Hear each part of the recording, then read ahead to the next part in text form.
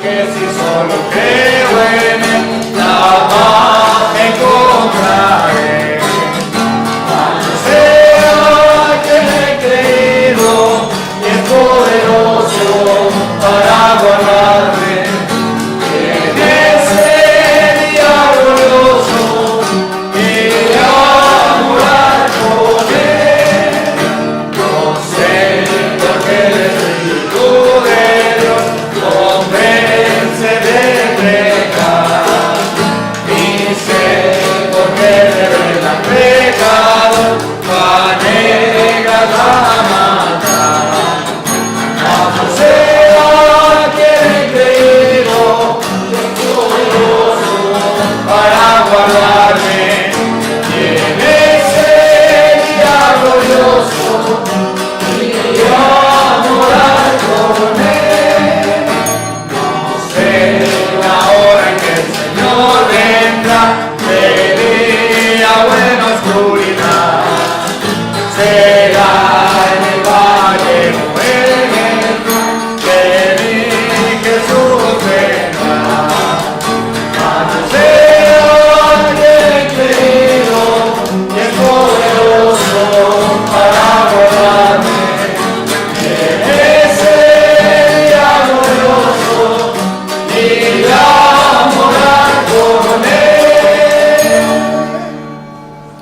Muy bien, hermanos, qué bonito cantaron, qué bonito cantaron. Tenemos un buen grupo el día de hoy, a pesar de la lluvia tan pesada que hubo, entonces tenemos que agradecerle a nuestro Señor Dios por eso. Esperemos que sean edificados con la palabra de Dios en esta tarde, al igual que los que están en casa viéndonos por los videos, viéndonos por YouTube y Facebook y todo lo demás. Y también, hermanos, miren, yo no soy mucho de internet y eso. Mucha gente les interesa ver cuántos likes tienen en Facebook yo no soy de eso. Pero sí me interesaría que compartieran los mensajes, porque de esa forma hay más oportunidad que otras personas escuchen y posiblemente el Espíritu Santo esté trabajando en sus vidas. Entonces, por favor, les pido que compartan eso. Los likes y todo eso en realidad no me interesa. Yo lo que quiero es que la gente escuche.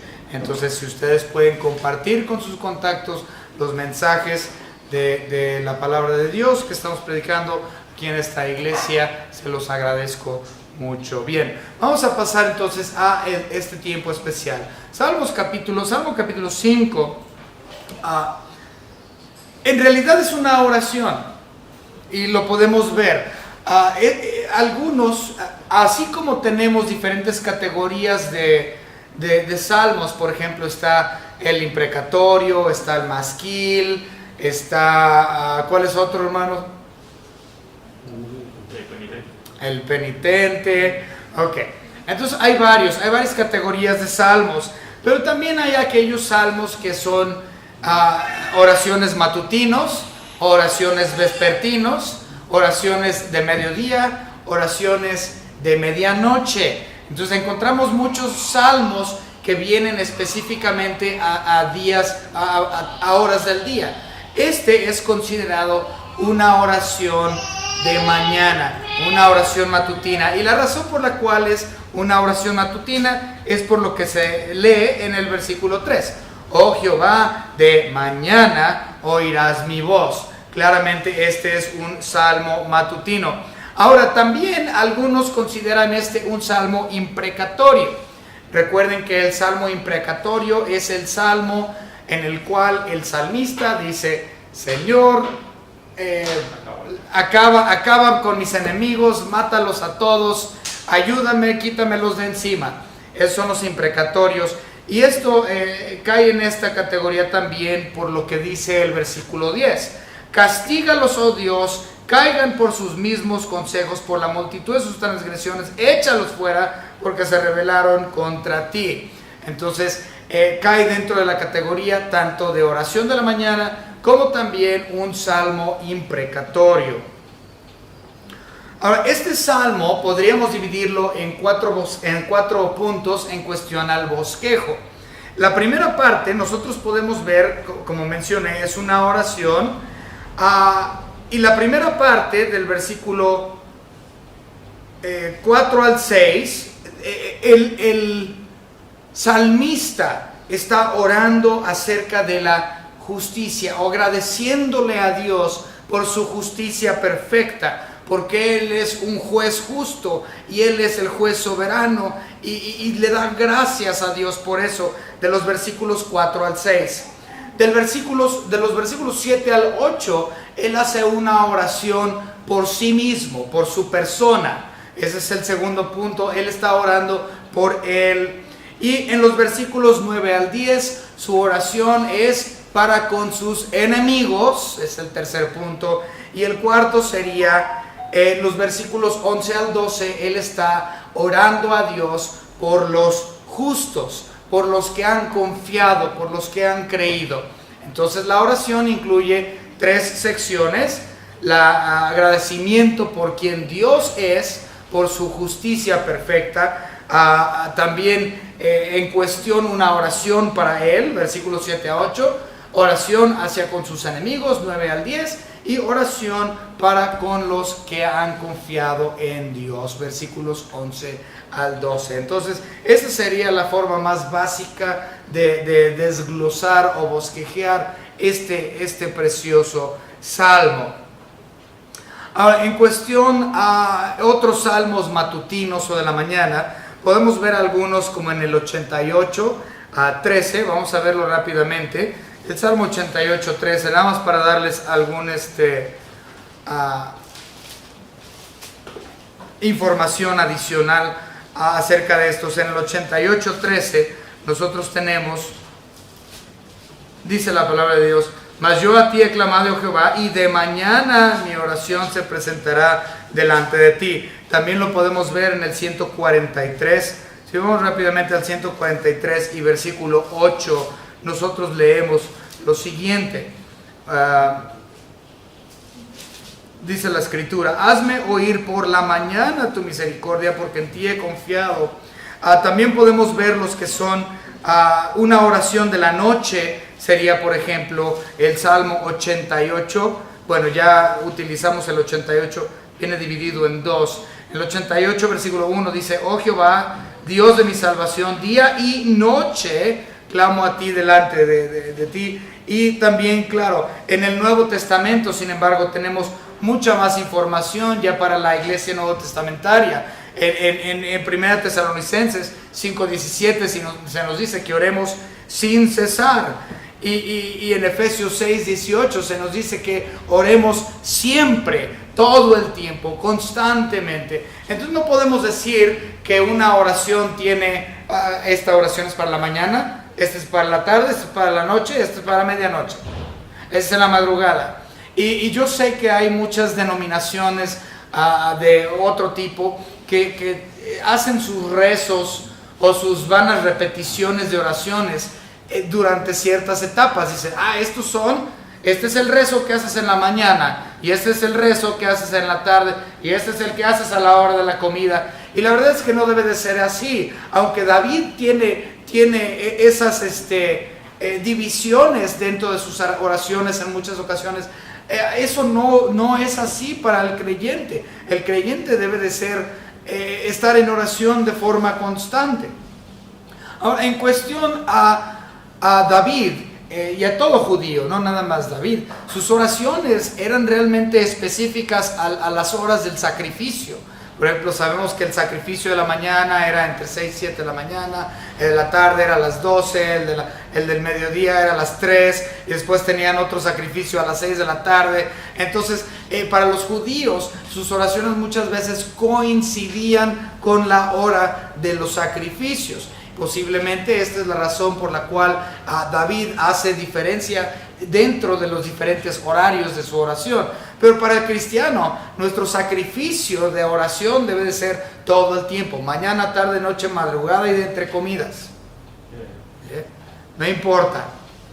Bien, vamos a continuar. Vamos a empezar con una oración para comenzar con el versículo 1. Señor Dios Padre, le damos gracias por todo lo que nos ha dado. Señor, nuestro deseo en esta tarde es que su Espíritu Santo esté trabajando en los corazones de personas, que gente sea salva. Señor, nosotros sabemos que la salvación es suya y que la gente que va a ser salva ya ha sido ordenada por usted para la vida eterna, como vemos mención de eso en Hechos capítulo 13. La gente es ordenada para vida eterna. Eso es predestinación, y le damos gracias, Señor, por aquellos que han sido escogidos, que han sido llamados, Señor, para ser salvos. Y, Señor, entendemos que esa es la labor del Espíritu Santo y la salvación es suya, y por lo tanto se lo agradecemos humildemente, Señor, grandemente agradecidos, Señor, por la obra que su Hijo Jesucristo hizo en la cruz. Estamos pidiendo, Señor, que en esta tarde podamos estudiar este precioso salmo, y que mis hermanos estén edificados, y que su Espíritu Santo esté trabajando en aquellos que no son salvos, para que ellos puedan reconocer a su Hijo Jesucristo como Salvador. Le pedimos, Señor, que podamos enseñarle esto a otros, y no nada más quedarnos con la información. Gracias le damos, Señor, por aquellos pastores e iglesias que están haciendo lo correcto, que están predicando la sana doctrina, Señor, y damos gracias por los hermanos que esta semana han estado trabajando tan arduamente también para las cuestiones de la seguridad de la iglesia, de este templo, Señor, del edificio. Damos gracias por todo lo que nos ha dado, en el nombre de su Hijo Jesucristo, nuestro único y propio Salvador. Amén. Bien. Vamos a hablar del título un momento. El título antes del versículo 1 dice: al músico principal sobre Neilot, salmo de David. Si ustedes recuerdan, estas inscripciones o leyendas que vienen arriba de los versículos sí vienen en el original, no es algo agregado como en muchos otros lugares donde hay leyendas escritas o palabras escritas previo a los versículos. En este caso así viene en el original. Si ustedes recuerdan, en la introducción que nosotros tuvimos de Salmos, expliqué que estos instrumentos son instrumentos. Por ejemplo, en el capítulo 4 nosotros leímos también uno que dice: al músico principal sobre Neginot.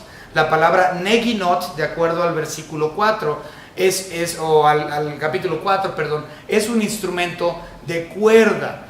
Mientras que en el capítulo 5 es Neilot, ese es un instrumento de aliento, posiblemente una flauta de algún tipo.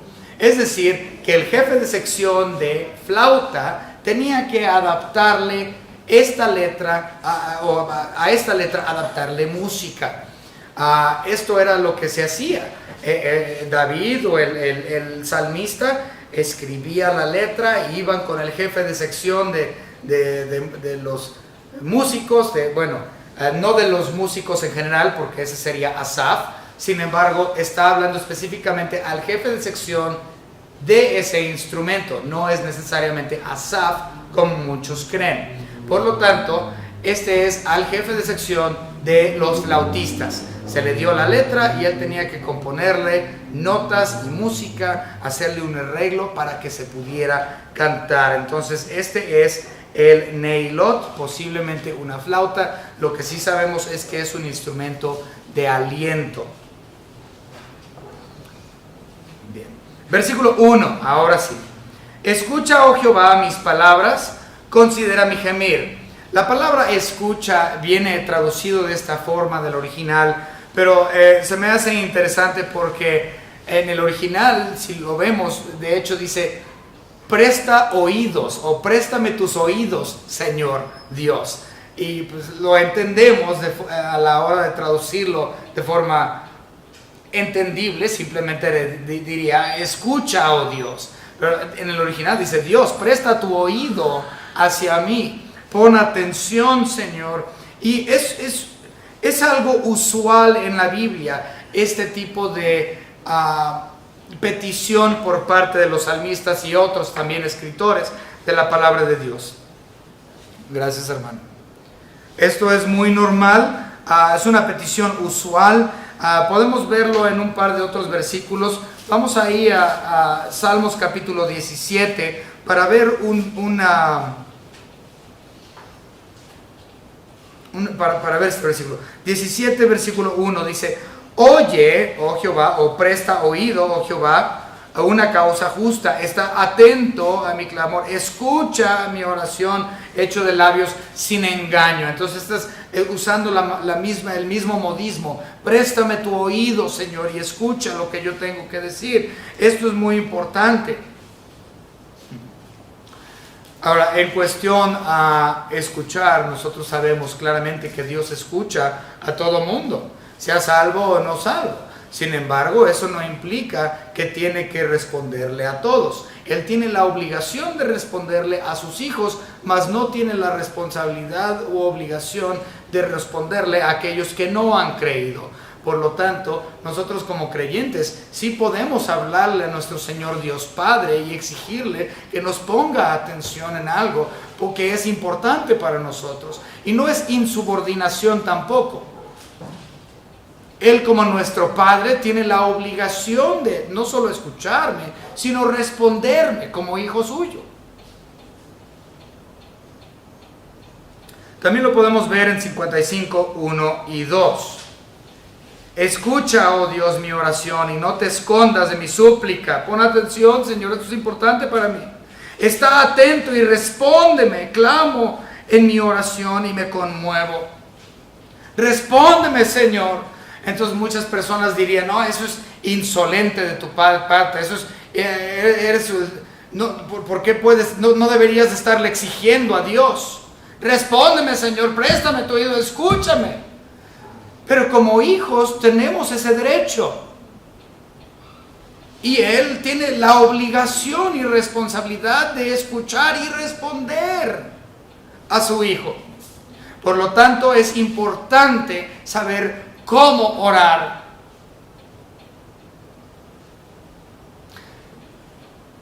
Muchas veces, sin embargo, cuando nosotros oramos sin poner atención a lo que estamos diciendo, nada más abrimos la boca por hablar. Y hacemos peticiones completamente inútiles, posiblemente hasta desesperantes delante de la presencia de Dios. Y se los digo porque les voy a decir esto. Ustedes saben, tengo a mis dos hijas, Jason y Jada. Y la más chiquita, Jada, muchas veces habla por hablar, no piensa cuando habla. No piensa. Y por lo tanto no tiene sentido lo que me está diciendo, preguntando. Ella llega y, papá, y me dice, ni le entiendo a lo que me... A ver, hija, no tengo ni la menor idea de lo que me estás diciendo. Piensa primero lo que vas a decir para después decirlo, porque si no estás con una mente organizada, yo no comprendo lo que tú estás diciendo. Tienes que tener orden en lo que me estás hablando, no hables por hablar. Y me desespera como padre, me desespera como papá, que mi hija me quiere hacer una pregunta y yo no le puedo responder porque no le entiendo, porque no tiene organizado sus pensamientos y sus palabras. Ciertamente yo creo que sería lo mismo para nuestro Señor Dios. Y vamos a ver unos versículos más adelante que lo prueban, que es muy interesante. Bien, versículo 2. Aquí el salmista, que sabemos que es el rey David, lo sabemos por la inscripción que viene al inicio. El versículo 2, él dice, Rey mío y Dios mío. El rey está diciendo, yo tengo un rey sobre mí. Él está aceptando la soberanía, el reinado de Dios sobre su persona y definitivamente sobre su pueblo Israel. Un rey aceptando a otro rey sobre él. Esto es precioso. Esto muestra verdaderamente una humillación, un rey humilde. ¿Cuántas personas dicen, yo rifo, a mí nadie me dice qué hacer, yo hago y yo deshago a mi placer porque yo soy dueño de mi persona y de todo lo que yo me domino? El rey David muy bien pudo haber hecho eso, como muchos otros lo hacen, especialmente cuando la gente tiene una posición de liderazgo o poder. Dice, a mí nadie me manda. Poco no es la mentalidad de muchos, a mí nadie me manda. Pero él, siendo rey, la posición que él tiene, él se humilla delante de Dios y dice, Rey mío y Dios mío, aceptando a la persona de Dios como mayor que él. Para Israel esto era muy muy importante, puesto que la nación tenía que entender que Dios era rey. De hecho, cuando la nación... Vamos a leer unos versículos. Vamos a ver. 1 Samuel, mejor que la Biblia les diga, es más fácil. 1 Samuel capítulo 8 y versículo 7. Y dijo Jehová a Samuel: oye la voz del pueblo en todo lo que te digan, porque no te han desechado a ti, sino a mí me han desechado para que no reine sobre ellos. Israel no quería que Dios reinara sobre ellos. Así muchas personas no quieren que Dios reine en sus vidas. Pero no estamos viendo eso en la vida de David. David está diciendo: rey mío, Dios mío, rey mío, tú me reinas y reinas a Israel. Pero la gente lo desecha y dice lo contrario: yo me mando, a mí nadie me manda. Pues qué actitud tan pésima, porque si esta es tu actitud, vas a terminar destruido. Eso también lo dice la Biblia, ahí mismo, en 1 Samuel, capítulo 12, vamos a adelantarnos, y 1 Samuel, capítulo 12, y veamos lo que pasó con Israel. Capítulo 12, versículos 12 al 15, 1 Samuel 12, 12 al 15, dice la palabra: y habiendo visto que Naas, rey de los hijos de Amón, venía contra vosotros, me dijisteis: no, sino que ha de reinar sobre nosotros un rey, siendo así que Jehová vuestro Dios era vuestro rey. Ya no lo estaban aceptando como tal. Jehová vuestro Dios era vuestro rey, ahora ya no lo es. Ahora pues he aquí el rey que habéis elegido, el cual pedisteis, ya veis que Jehová ha puesto rey sobre vosotros. Si temiereis a Jehová y le sirviereis y oyereis su voz, y no fuereis rebeldes a la palabra de Jehová, es decir, no lo desechas, sino que lo aceptas como rey. Y si tanto vosotros como el rey que reina sobre vosotros servís a Jehová vuestro Dios, haréis bien. Mas si no oyereis la voz de Jehová, y si fuereis rebelde a las palabras de Jehová, la mano de Jehová estará contra vosotros, como estuvo contra vuestros padres. Entonces déjame decirte, si tu mentalidad es: a mí nadie me manda, aquí mis chicharrones truenan, pues fíjate lo que va a pasar. Dice que la mano de Jehová estará sobre ti, así como estuvo sobre Israel. Y la mano de Jehová sobre ti no implica que Dios, ay, no te preocupes, todo va a estar bien. La mano de Jehová implica ira, juicio. A mí nadie me manda es una mentalidad completamente errada. Y David lo comprendió, y él de Dios dijo: rey mío y Dios mío. La cuestión es: ¿a ti quién te gobierna? ¿Tú crees que te gobiernas tú solo? ¿O tienes la autoridad de Dios rey sobre ti? Continuamos. Versículo 3. Esto es muy interesante, pongan atención. Oh Jehová, de mañana oirás mi voz, de mañana, fíjense, me presentaré delante de ti y esperaré. Esto me llamó mucho la atención y es algo que aprendí del famosísimo príncipe de los predicadores, Charles Haddon Spurgeon. Por lo general yo no leo mucho Spurgeon, ya tiene mucho tiempo que no lo leo, pero agarré su comentario de los tesoros de David, que eso es la parte de Salmos, y leí acerca de esto, y él menciona algo muy interesante acerca de este versículo, y terminé estudiándolo. De hecho, tengo una foto, tomé un screenshot, a ver, no sé cómo buscarle aquí. Ya lo encontré. No quiere abrir.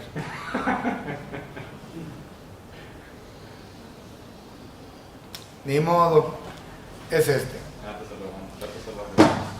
Ok, bien, versículo 3 dice: oh Jehová, de mañana oirás mi voz, de mañana me presentaré. Pues en el original la palabra presentaré ahí no es presentaré. El original es arak. La palabra es arak en el hebreo y literalmente significa organizar, arreglar, poner en hilera, acomodar, aderezar, alinear, evaluar, componer, dirigir, dividir, fijar, ordenar, preparar. Okay. Eso es interesante. En otras palabras, Él está diciendo, yo voy a preparar mi sacrificio de oración a ti en la mañana. Lo voy a organizar, lo voy a arak, lo voy a preparar, lo voy a poner en hilera, lo voy a acomodar de una forma adecuada. Y Charles Spurgeon explica que eso es como cuando en el sacrificio tenías que tener todos tus materiales preparados previo a levantar, a hacer el horno. Él dice, Spurgeon explica que es como poner el carbón, y pones ahí el carbón y lo pones ahí en orden para poder prenderle fuego. No nada más era echarle carbón a paladas y a ver, échale el encendedor, échale un cerillazo. No, no es así. Tenía que ser bien organizado y bien estructurado la forma en que el carbón y todo era puesto listo para el sacrificio. Por lo tanto, David está haciendo una alusión a esto, diciendo, mira, yo voy a preparar mi oración, voy a preparar mi carbón, voy a poner mi oración en línea, lo voy a acomodar, lo voy a dejar listo para poder encenderlo y que sea idóneo. La oración es eso. La oración es un sacrificio que debe de ir ordenado. Es lo que había mencionado. No podemos abrir la boca por hablar y solamente decir palabras y disparates. Dios debe de escuchar una oración bien elaborada, hecha con un cerebro. No hables por hablar. Piensa en lo que vas a decir a Dios. Y lo mencioné el domingo porque ya lo había estudiado. El domingo yo dije, si tú irías a ver al presidente de la República, ciertamente organizarías un discurso para ir a verlo y para poder levantar discurso. Porque si no, tú vas enfrente del presidente sin un discurso previamente preparado y vas a quedar como un tonto delante de él. Vas a llegar delante del presidente y señor presidente, pues vine yo a... organiza tu discurso. Porque cuando estamos... Si tú harías eso para el presidente de la República, ¿por qué entonces no eres capaz de preparar un discurso o una plática inteligente para con Dios, quien es Rey de Reyes? Él es mucho más que el presidente de la República. Y si no lo harías para con el presidente de la República, ¿por qué entonces lo haces para con Dios? No sabemos orar de forma inteligente. Dice David que él va a preparar su sacrificio de oración en la mañana. Lo va a acomodar, va a pensar en qué va a decir.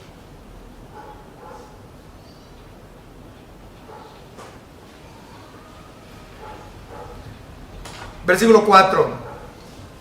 Bueno. A partir del versículo 4, nosotros comenzamos a ver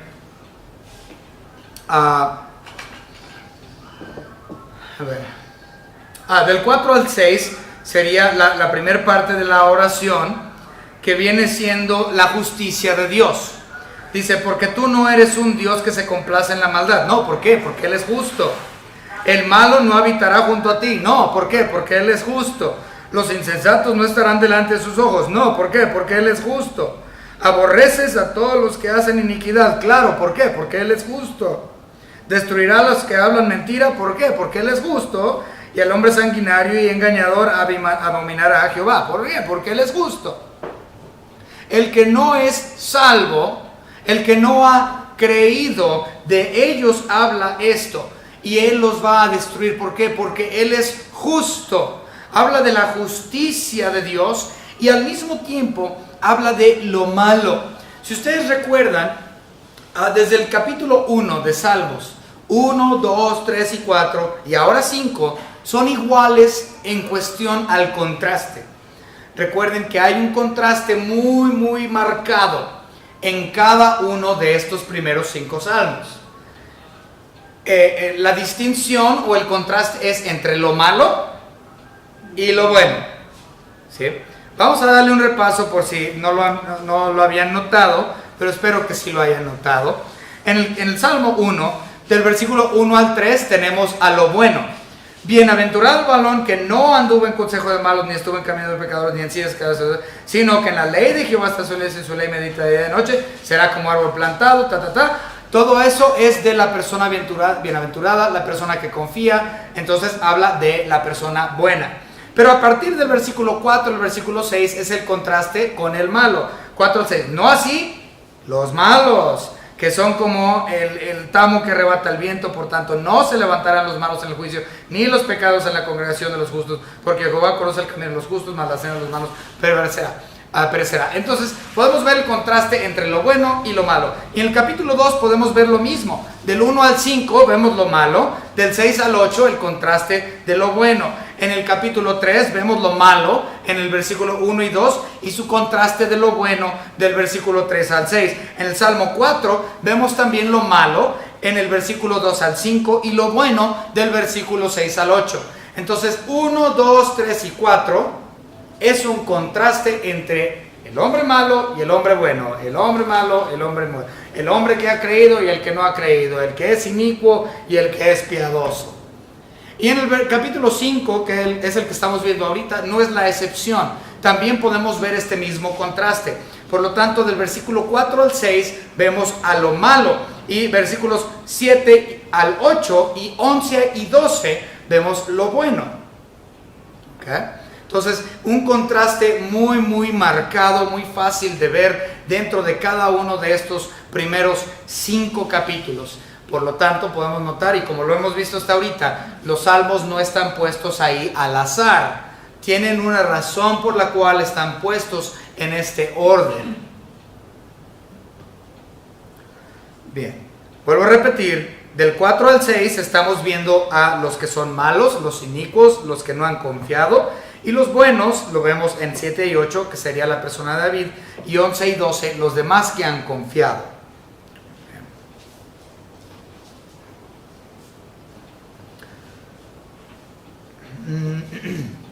Bueno, vamos a ver, ¿cómo sabemos que está hablando de los que han confiado? Pues simplemente veamos el versículo 11. Pero alégrense todos los que en ti confían. Está hablando de los que son salvos, los que han creído.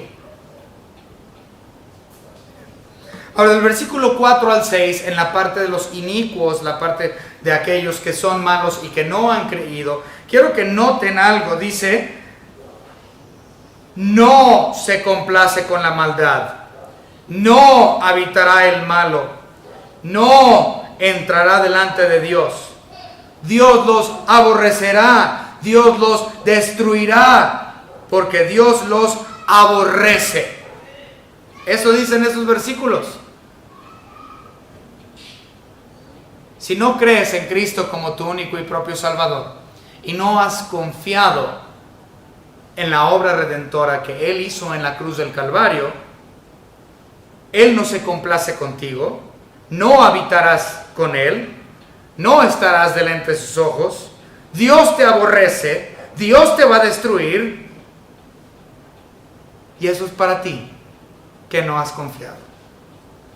Si tú dices, yo no necesito rey, yo me mando a mí mismo, yo soy mi propio patrón y nadie me dice qué hacer, y no has creído en Cristo, Dios no te ama a ti, no se complace contigo, no estarás en el cielo, y por si fuera poco, Dios te absolutamente aborrece. Wow, palabras fuertes de un Dios justo.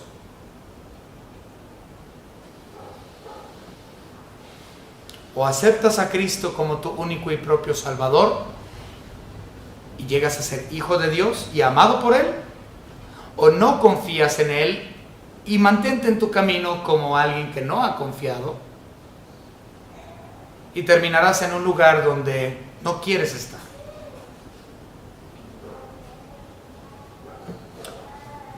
aborrecido, muerto, separado de Dios por la eternidad.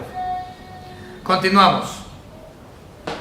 Versículo 7. Aquí en el versículo 7 es la segunda parte de la oración o tercera parte de la oración, donde él habla o levanta una oración para con él. Dice: mas yo por la abundancia de tu misericordia entraré en tu casa, adoraré hacia tu santo templo en tu temor. Eso es interesante. Guíame, Jehová, en tu justicia a causa de mis enemigos, endereza delante de mí tu camino. Hasta ahí.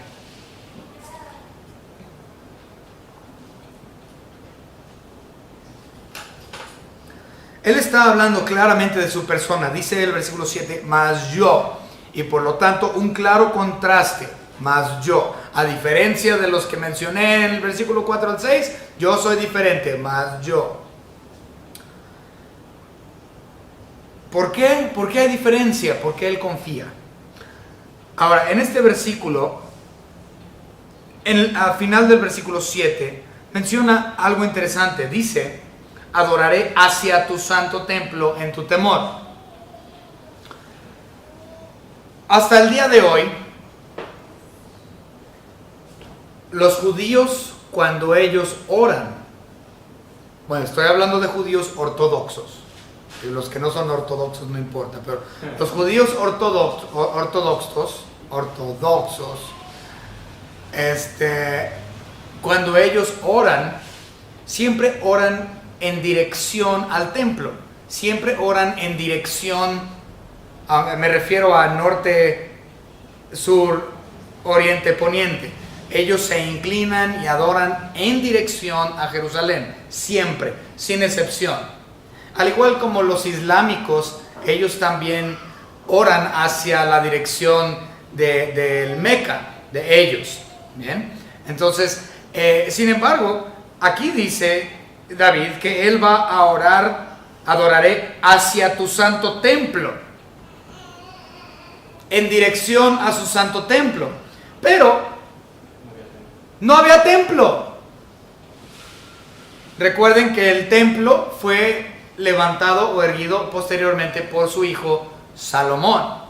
David no tenía templo, estaba el tabernáculo, pero a él lo que él se estaba refiriendo aquí no es que él estaba adorando hacia la dirección geográfica del templo o donde estaría, o del tabernáculo, sino que él está diciendo que él va a adorar hacia el templo que está en el cielo. Recuerden que el tabernáculo de Moisés, el tabernáculo del desierto, era una réplica del que está en los cielos. Y Dios le dio las medidas y Dios le dijo a Moisés cómo elaborarlo de acuerdo al patrón que se le dio. A ese tabernáculo, a ese templo celestial es al que se refiere David. No habla de su postura en dirección hacia el templo que aún no había existido en ese momento. Por lo tanto, interesante. Versículo 8 dice: endereza delante de mí tu camino. Es decir, el andar o el camino del enemigo no es correcto. El camino de los malos, del 4 al 6, era chueco. Y en el caso del contraste, 7 a 8, está diciendo David: no, enderézamelo, yo quiero ser diferente. Yo quiero estar en el camino correcto. Guíame, endereza mi camino. Y esto nos lleva fácilmente a comprender o entender, el muy famoso Salmo 119, 105. Lámpara es a mis pies tu palabra y lumbrera a mi camino.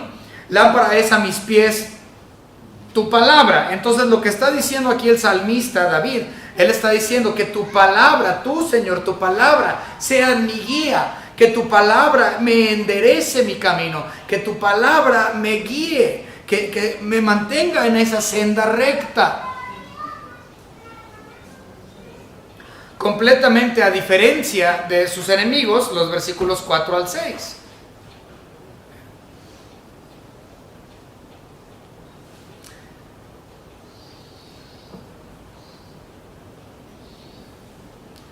La palabra de Dios nos cambia y nos endereza el camino de nuestra vida. Es lo que nos endereza. Pero para que esto suceda, debemos de deleitarnos en dicha palabra. Debo de estar estudiando y leyendo constantemente para que me mantenga derecho.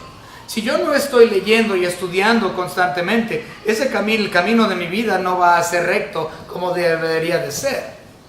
Solamente el que es beatificado, el santificado, el que es salvo, el que ha creído, el santificado, solamente él es el que se deleita en la palabra de Dios de día y de noche, como lo menciona Salmos 1, capítulo 2. Esto es lo que está diciendo David. Yo quiero estar en tu palabra, Señor, manténme recto en la palabra, que tu palabra sea la lámpara que me ilumine mi sendero en esta vida. Porque yo soy diferente a mis enemigos. Yo sí leo y estudio la palabra.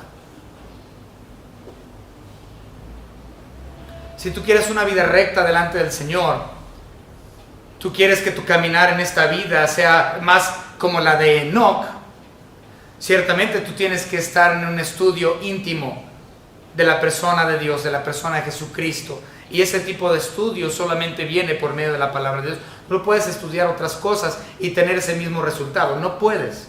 No puedes leer ningún otro libro de autoayuda, ni nada que te ponga, esto te va a ayudar. Si tú lees este libro, te va a cambiar la vida. Eso no existe fuera de la palabra de Dios.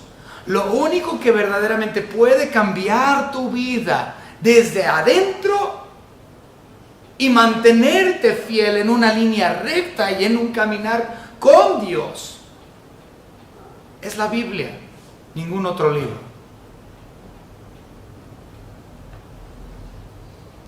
Versículo 9.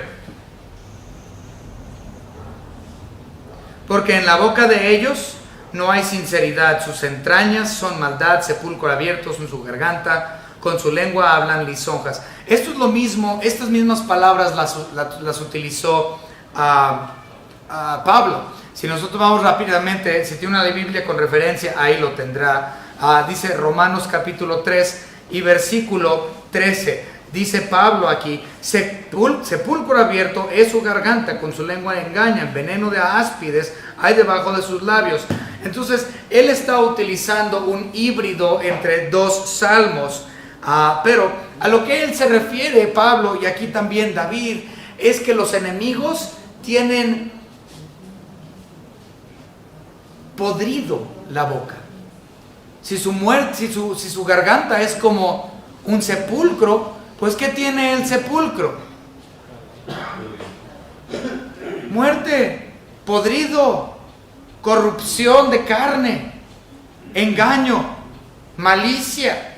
Todo lo feo y pútrido del mundo sale de la boca de ellos.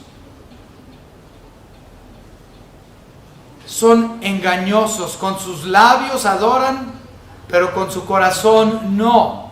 Entonces lo que está diciendo aquí David es, no solo el andar de ellos es chueco mientras el mío es recto, sino que su boca también está podrida, mientras que yo trato de hablar verdad.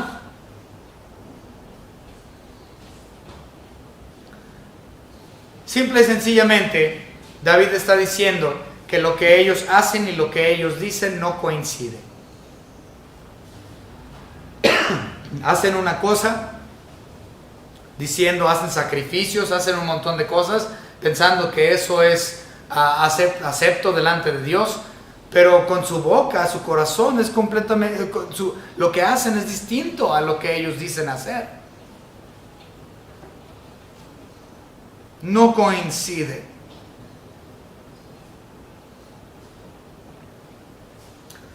Continuamos.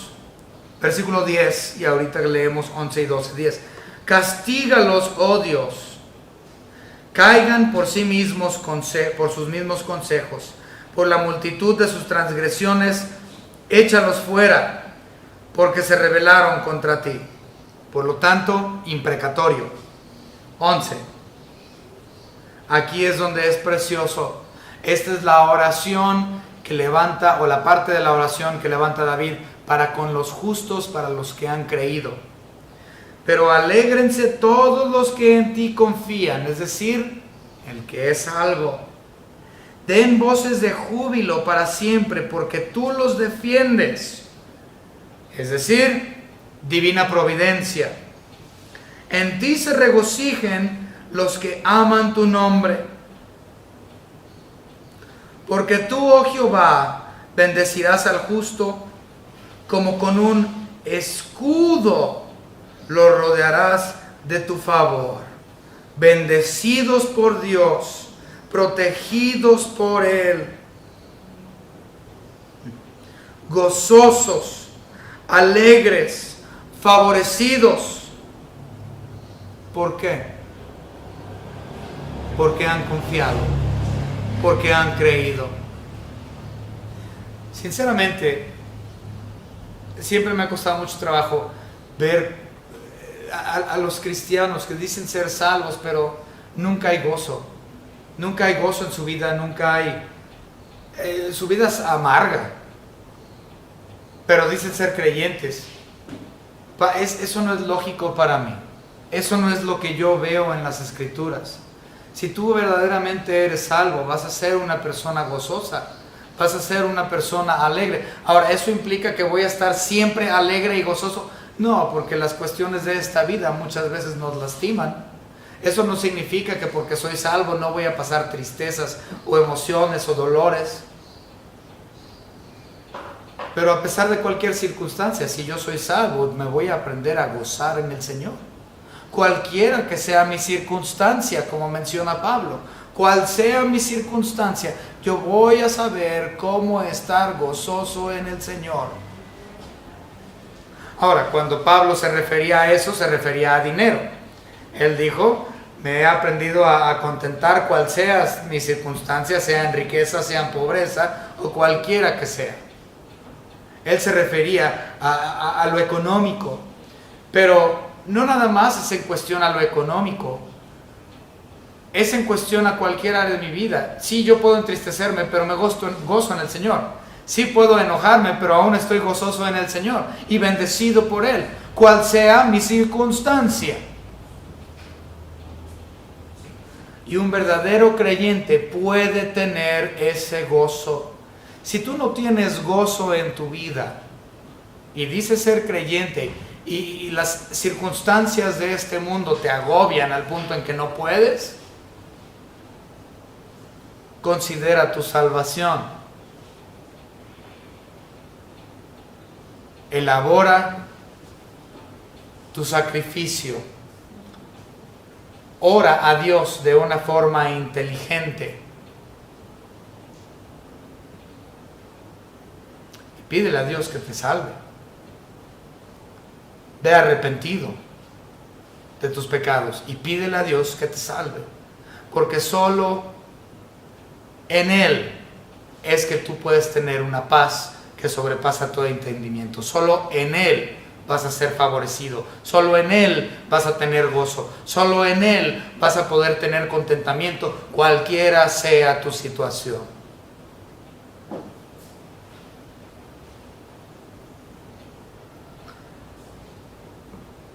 Ciertamente hay un contraste muy grande entre el inicuo y el piadoso, el salvo y el no salvo, el que ha creído en Cristo y el que no ha creído. Es drástico, es muy notorio este contraste. Los que han creído lo vemos y lo comprendemos. Los que no han creído no lo pueden comprender y todo es locura hasta que no lo hayan aceptado. Espero que la vida de ustedes marque la diferencia entre el salvo y el no salvo.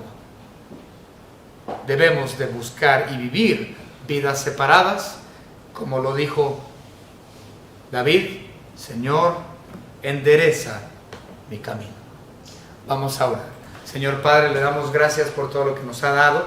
Le pedimos, Señor, que este mensaje haya sido bendición para mis hermanos, que ellos hayan sido edificados, que hayan aprendido un poquito más de tu palabra, Señor, y que ellos aprendan a orar de forma correcta, que aprendan a poner el carbón del sacrificio en orden, que se preparen para el sacrificio, que no nada más abran la boca, hablar por hablar, sino que su hablar, su discurso ante ti sea un discurso inteligente, elaborado, de acuerdo a su voluntad y no la voluntad de ellos, de nosotros, Señor, sino que siempre podamos levantar una oración que sea de acuerdo a lo que usted desea, Señor.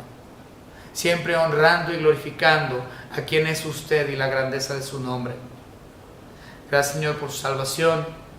Y, Señor, le pedimos que la gente de afuera vea la diferencia entre el que ha confiado y el que no ha confiado. Señor, que vivamos esas vidas separadas que debemos de estar viviendo como creyentes. Eso se lo pedimos, Señor, en nombre de su Hijo Jesucristo, nuestro único y propio Salvador. Amén.